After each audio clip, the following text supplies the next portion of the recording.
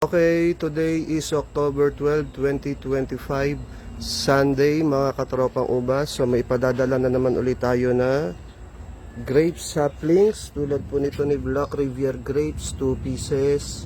Yan, at lalo na itong si Joy Seedless. Ang ganda ng bunga na ito, dali pang pabungahin. Tapos fully rooted na yan, punong-puno na siya ng ugat niyan. Tinabuna ko na lang uli ng lupa. At ang kagandahan dyan, very established na to. Premium variety po ito, si Joy Seedless. Yan, ganyan siya kataas. Kumpara dun sa dalawang Black Rivier Grapes na yon. So, ipadadala natin ito going to Cavite today via Lalamove Rider po ito. Kaya kung sa magkakagusto ng premium variety, may natitira pa tayo ditong, ayan, Atos, Manicure Finger, Libya. At ito si Jupiter Seedless, medyo nakalbo lang yung dahon, pero nag-i-start na siya ulit